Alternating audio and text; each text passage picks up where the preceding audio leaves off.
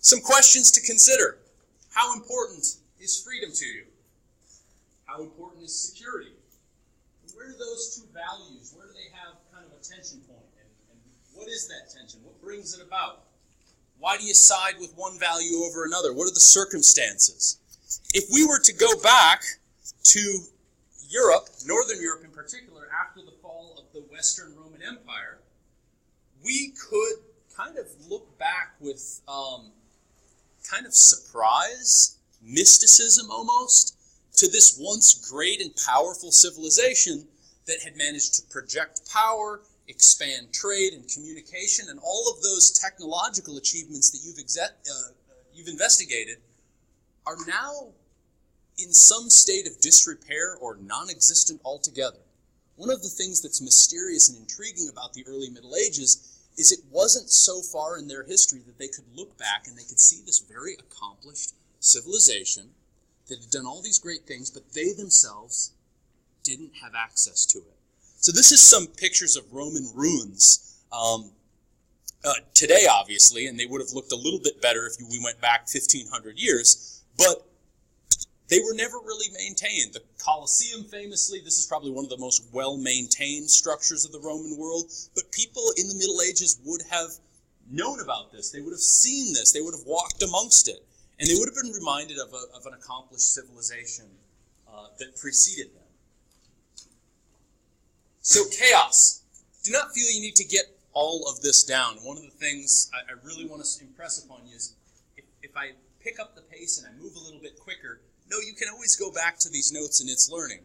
But there are going to be some things I emphasize more than others, so don't be shy about using shorthand or trying to summarize the main idea. Chaos. That's a little bit of a problematic term because not every place is suddenly in chaos. There's never really a moment where the Roman Empire in the West ceases to be and everybody else says, we're now in the Dark Ages. We can now start counting the days until the Renaissance. Nobody knows what's going to happen. Life is fluid. People's day-to-day routines and rhythms maybe didn't get disrupted, but over time you begin to see a transition where there's more things like chaos, the absence of order. So, for about 500 years, the Roman Empire had a pretty good run, at least in the West, where it stretched over much of Europe. It provided things like law, order, access to trade goods, and so on. Probably if you asked most people during the time, the thing they would have noticed about the fall of Rome is access to a variety of goods really declined significantly. The Roman Empire, through trade and communication, made it easier for people to have access to all sorts of products from throughout the empire. And when it ceases, that's going to become much more of an issue.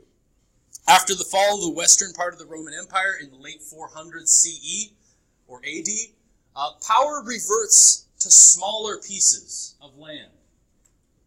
Limited ability to project authority. In short, life becomes more localized. There isn't a large political entity like the empire or the legions of the Roman army to project power and ensure access to trade and security. When that fails, when that no longer is a thing that can be counted upon, the things that can be counted upon and relied upon are local war chiefs, local people with access to a military that can protect and provide service for people. This is going to lead, however, as life becomes more localized, to rivalries. New kings and nobilities are going to assert themselves, where before they were maybe tamped down by the Romans. And local leaders are going to come to power and exert that power. Trade's going to decrease quite a bit, but it's not really going to fall off the map until about the 600s. So initially, after the fall of the West, life kind of goes on relatively as it had. You don't see a big abrupt shift, a fall off in trade until about the 600s. The reasons for this are a little bit more diverse, but there are some real interesting moments where you can really capture and see how something like trade no longer is as big of a thing. And one of the things you can see is the collapse of something like the monetary system. Roman coins, or just coins altogether, money in general, is going to be less prominent, less frequent amongst people. People are going to revert to a barter economy, offering, this good for that good, or this service for that service. In some instances, in Britain, which used to be part of the Roman Empire, the Roman province, Britannia, people are going to use old Roman coins as decorations, as necklaces. And it's, I think, kind of an interesting symbolic reminder of just how far things had come. Christianity is going to really expand. We'll talk more about Christianity on Tuesday, but it's going to expand during this time span of 1,000 years. Christianity become the official religion of the Roman Empire during the time of Constantine and elsewhere, but it's going to grow and it's going to expand to the pagan tribes of the northern parts of Europe that had resisted it through things like conquest, mass conversions, missionary work of people. This is the area where it's going to be kind of the most content packed together. I'm going to keep this up for a while. If you wanted a list of reasons why, supportive reasons why Europe is more chaotic and disorderly after the fall of Rome, the western part, this would be that list. Number one, power is just more fragmented. It's broken up. There's no one entity that can unify it. I use the term here barbarian, and I put it in quotes because it's some problematic language, because the word barbarian was really a word that the Romans used to describe anybody that wasn't Roman. It wasn't necessarily that groups that weren't Roman didn't have political organization, they didn't have economic systems, they didn't have the ability to administer territory. They, of course, had all of these things. But there are many different groups that the Romans would have classified as barbarians, and those many different groups are going to be kind of a collage, a smorgasbord, all across the kind of Mediterranean and parts of Northern Europe that you could draw from. And maybe at one time, one group is on the rise, it grows a little bit bigger, and another group is kind of shrinking and regressing, and then it will begin to overtake the other. So there's a lot of fluidity in that. Some of these do not need to know these barbarian groups, as the Romans would have referred to them: the Visigoths, the Franks, the Huns, the Lombards, the Saxons. The Franks are going to be probably the most successful of all of these in terms of unifying.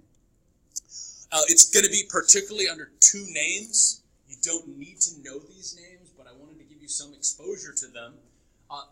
The two most prominent leaders to come out of these fragmented barbarian groups, one is going to be called Clovis, and one is going to be called Charlemagne. These are kind of the two most important political players of the time period, the 1,000 or so years after the fall of Western Rome. Clovis is going to unify a lot of the groups in what would be modern-day France, at the time Gaul. He's going to famously convert to Christianity. He's going to be publicly baptized, and he's going to insist that his followers and people who have political loyalty to him get baptized as Christians. Charlemagne is going to be a Christian. He's going to try to expand Christianity to other parts of Northern Europe. He's really going to be a non-stop warrior conquering machine throughout Europe. And he's going to, at one point, unify much of what used to be the old Roman Empire. In fact, it's going to be called that, the Holy Roman Empire, and he's going to be the leader of that. It's just not going to last. The problem is, if you're one of these barbarian groups that unify, you can unify and accomplish a lot of things in your life, but you don't have a system for passing on that power and authority. More than likely, it's going to go to your kids, which may be numerous. They're going to fight amongst each other, and it's going to kind of reset the map, if you will.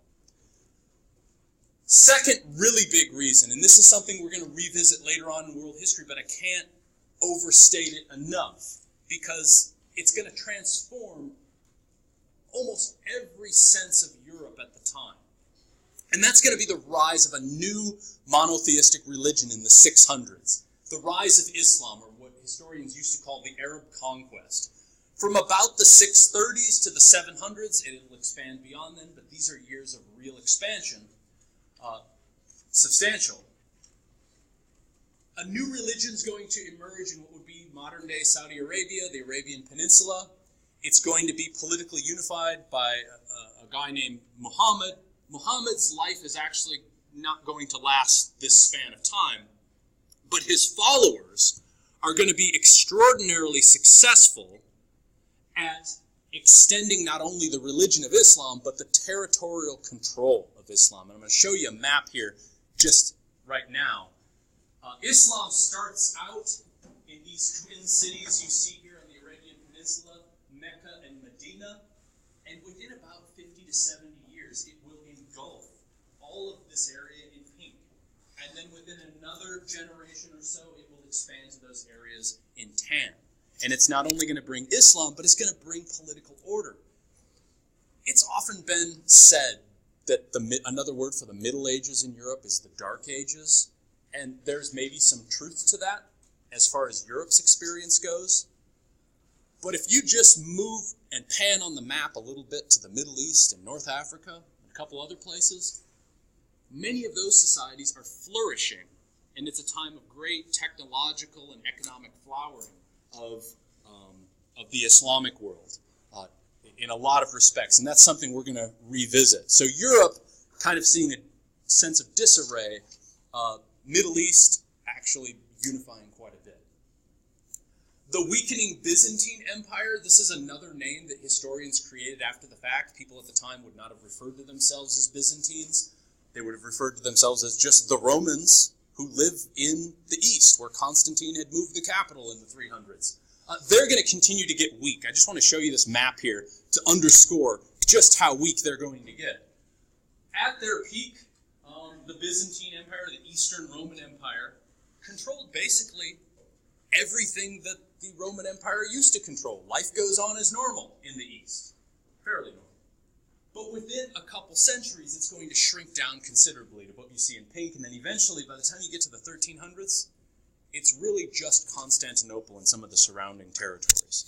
That's going to continue to be weak. A couple other groups, the Magyars, which are going to be a raiding group in Central Europe, they're going to be just kind of a case in point example. I mention them because they're on your feudalism reading of mobile societies built around violence and warfare. Occasionally they will settle, but for the most part, they're going to disrupt political order because they're purveyors of violence. And perhaps there's no better example of purveyors of violence than the Vikings. I'm even wearing my Vikings shirt here with their conquests on the back here. How to approach the Vikings. They tend to dominate the area in northern Europe. What makes them unique and what makes them effective is they're a fighting force that is seaborne. They attack by sea.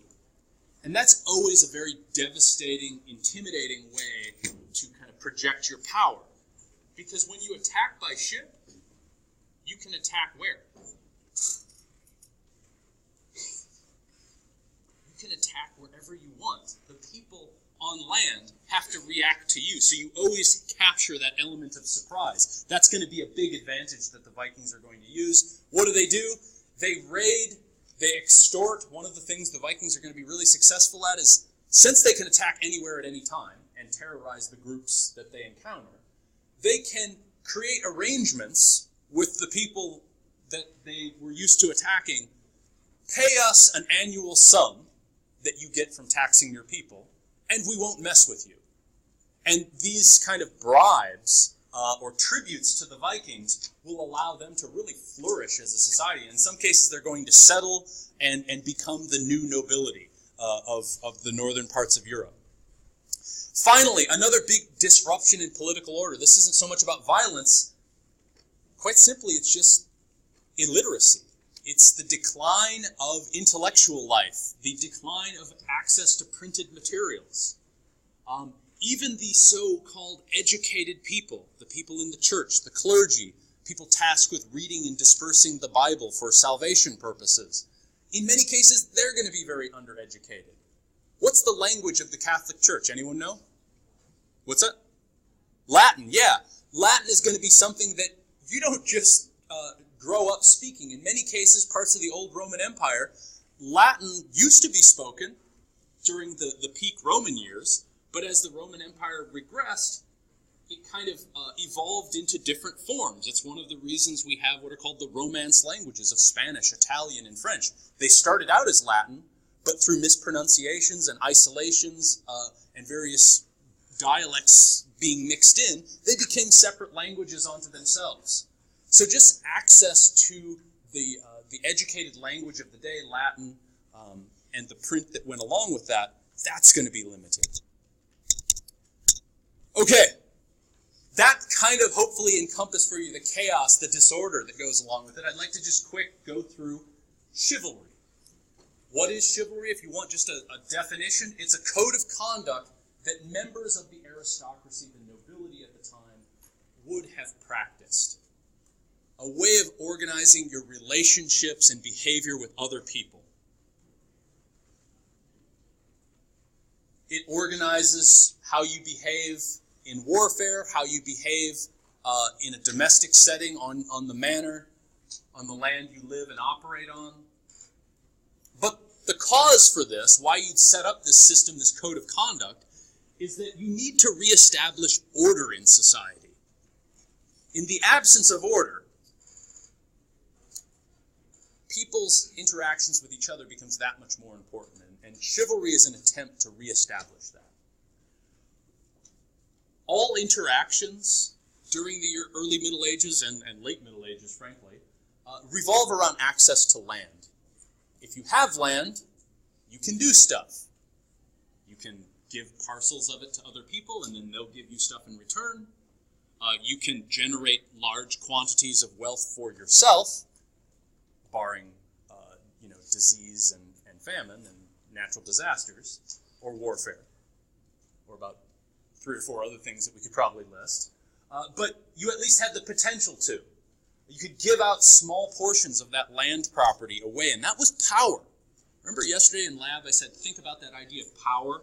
Who has it in society and who doesn't? What can you do if you have it? What can't you do if you don't? That's a useful way to think of land. Land is power during this time period. And many people in the Middle Ages are isolated to their land, especially if you were in the poor peasant class, which we'll explore in a moment here. You'd never travel long distances. Trade communication seriously down. And as a result, local authority and the manor is going to be the major community. A manor being an area of land that's controlled by one or a couple nobles, where everything that you need in life is produced right there. All right. This is pretty extensive. Do not feel you need to get this down. It's going to be on its learning.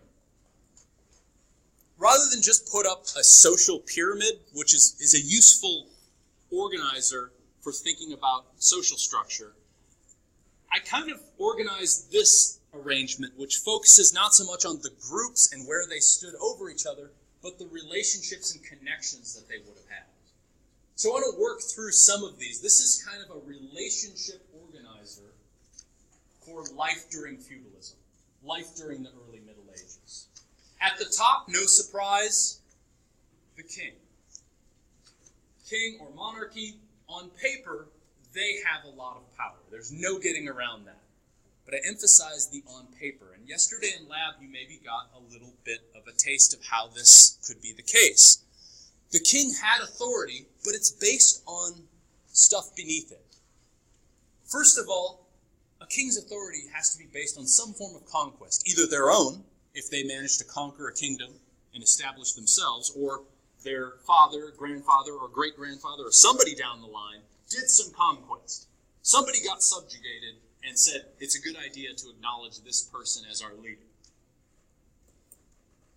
The second thing that any king's authority is going to be based on is patronage. Can anybody remind me what patronage is? Talked about it during the Roman unit. It's the idea that you do favors for someone and they give you their loyalty in return. So if you're a wealthy person, if you have access to land, capital, money of any kind, resources, you can give it out to people and they will be kind of in some state of dependency on you. And the more you can do that, the more effective you are at doling out favors to people, the more likely it is you're going to have a vast network of friends who are going to have a stake in your survival. So if you're a king and you want to establish your long-term rule, make friends. And you make friends through patronage. Maybe it's not friendship, maybe it's just material obligation, but that's one way you could do it. And then finally, a king's authority is based on their relationship to the church, their relationship to the religious officials of the day. Religion permeates all aspects of society, as we're going to see on Tuesday. And a king has to kind of play nice with the church and the religious officials of the day because, on paper, a king claims their right to rule through what's called the divine right. The idea that at some point, God gave that person the right to rule. And the church kind of oversees and administers that. So side by side with the king, you have the clergy, the religious folks of the time period. They have a lot of the intellectual horsepower, if you will, of the time period. They're the educated individuals. They're the ones that probably speak the best Latin, although that's no guarantee. They may even have some exposure to Greek if they're really have access to an education. And they're going to have the ability to administer the state. A lot of times, as you saw in your readings yesterday, church officials are going to be blurred with government officials. They're going to be working side by side. They're loyal to the king, but they have some institutional authority within the church. They report to bishops who report to other folks. Eventually, it gets back to the Pope and the Catholic Church in Rome, who's supposedly kind of sanctioning and overseeing everything in the medieval world. The lords and nobility, a lot of traffic going through there. Even though they're a relatively small class, a lot of interactions goes through this. The lords get their authority by pledging their loyalty to the king. If you were a lord or noble and you backed a king when they decided to conquer a kingdom and they won, great for you. You're now on the winning side. You're going to be rewarded with lands, and remember, land is power, and you're going to have a lot of authority in your little neck of the woods. You even can get a little bit of independent authority to yourself. On paper, you're loyal to the king. That's true. But if the king starts to behave badly or abuses his relationship with you, you can always collaborate with other members of the nobility to overthrow them. That's a risk. You don't want to take on that project without thinking it through, because if it fails, you have a lot to lose. But the nobility is going to have a little bit of that independent authority. Also, members of the nobility are going to have military service for the most part. Off to the left, you see this alternate category, and that is illegitimate children. Human beings are still human beings in all places and times, and kings and nobility are going to father children with people that aren't their wives, and those children are going to circulate in society. They're going to find their way often into military service. Some of them are going to become knights. Some of them might even get rewarded with noble titles and so forth, especially if you're the illegitimate child of a king, and so forth. Finally, at the next level, you have the knights, the lesser vassals, and the merchant class. The knights, as you probably know, they're the warrior class. They're rewarded for their military service. What do they do in the world? They provide protection. They're trained up from very young ages, and in times of war, they can gain a lot. They can gain a lot of glory, they can gain a lot of money, material, land, wealth, and so forth. Lesser vassals are really just anybody that a nobility decides to bestow land on, whether it's their own children, extended family, someone without a title, so on. The merchant artisan class, very small because city life has kind of shrunk down quite a bit. But if you're involved in trade or some sort of specialized skilled labor, you might be able to earn enough money to get some property of your own. Maybe you work hand in hand with the nobility. And at the bottom, the vast majority of people is the peasants or serfs, people who are bound to the land. At the end of the day, a peasant or serf is the unskilled labor force. They keep the food on the table, so to speak. They do the farming, they handle the animals. They really have two obligations: work the land and pay their tithes to the church.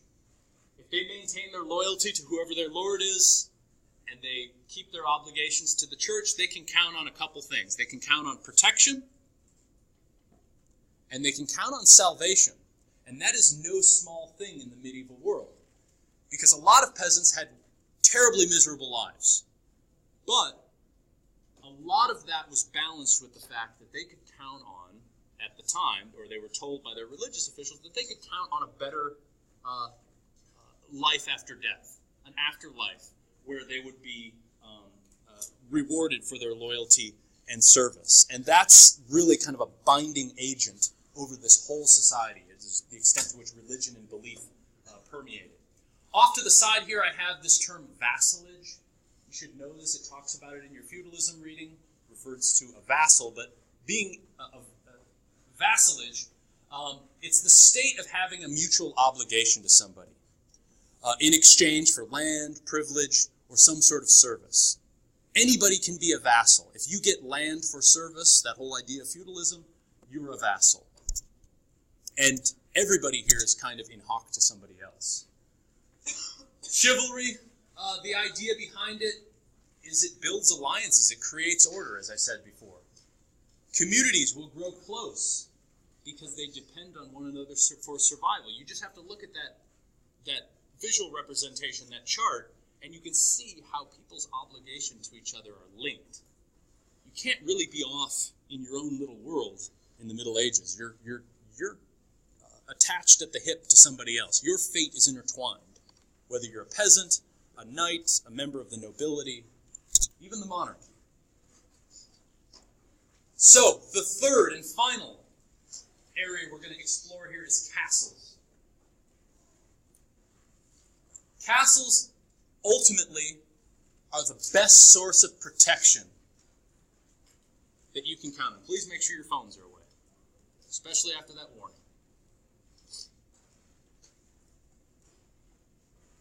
There's a lot of uncertainty in this world.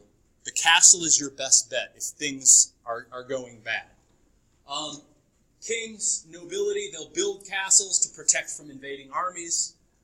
Kings are constantly competing for resources. Nobility is constantly competing for resources. The medieval world, the early Middle Ages, there isn't a lot of economic growth.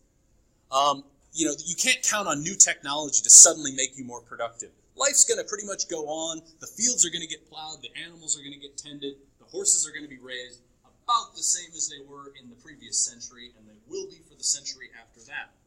So there's a finite amount of resources, and it's very zero-sum, and people are competing for that. And one of the reasons they're going to compete is so they can build these castles. It's the duty of males in this society to pledge their fealty, their loyalty, service to the king or the lord. That term fealty is going to be a big deal in this day and age. And the pledge is in exchange for land. If you work it, you get protection. And in times of crisis, you can go behind the castle walls and hopefully ride out the storm. Ideally. Castles, like I said, are going to be your best bet. I use the analogy here, maybe a strained analogy. In Star Wars, what's the most powerful technological weapon? Thank you. Wow, that was the thing they responded to most. Yeah, the Death Star. It's kind of your main protector, your main defense if something were to go wrong. Doesn't mean it's impermeable, as we know from Star Wars, but spoilers. If you haven't seen it by now. So, in the moment of crisis, you go behind the castle walls. They're designed for defense, and in an age before gunpowder, in an age before artillery, they're pretty impermeable if you think about it. Those walls are going to be pretty thick, and if there's no cannon blasts and so forth, you can pretty much hold up in a castle as long as your food and water supply holds out, especially when you factor in they have some offensive capabilities, arrow loops, moats surrounding them, drawbridges, and so on. To take on a castle was a big deal. There was a whole science and technology behind siege warfare. This is a medieval siege engine where hopefully you could maybe break down the fortifications, in some way starve people out, or at least isolate them from their supplies. Castles could hold out for months or even longer in terms of years, depending on the campaign. So the effect of all of this, as a result, if you could protect yourself and your kingdom through a series of castles and your nobility, you can extend your power over wide ranges of territory. Kings could become very wealthy. They could collect vast amounts of taxes to construct these castles. And it's going to help increase their power and authority. But once you get outside the boundaries of the castle, life is going to be pretty rough and short. Although that's a little bit of a questionable description. Depending on where you live, you might have a better shot at a longer life in the Middle Ages than you did during the Roman Empire, because one of the benefits of the decline of Rome is that armies are smaller. Warfare is more localized, so it's less dangerous, or less of a possibility that you're going to get engulfed in some major conflict. Constant threat, though, of warfare, even on the small scale, disease, poor living conditions, and a struggle, especially if you're at the bottom part of the class system.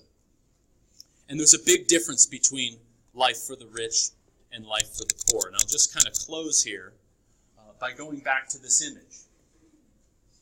Everybody on this scale, because they have some obligation, some state of vassalage, they always have to be looking over their shoulder. They always have to be thinking about what happens if the person above me gets taken down. Am I still going to be loyal to them?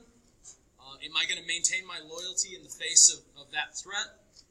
In a lot of ways, the kings, the nobility, they have a very uncertain world. The certainty, oddly enough, really falls upon the peasant serf class. While their life is dangerous, they're very likely going to die from warfare, disease, or some other situation, they can at least count on that level of stability visiting their life. With that, we are at an end. You can pack up and exit through the library.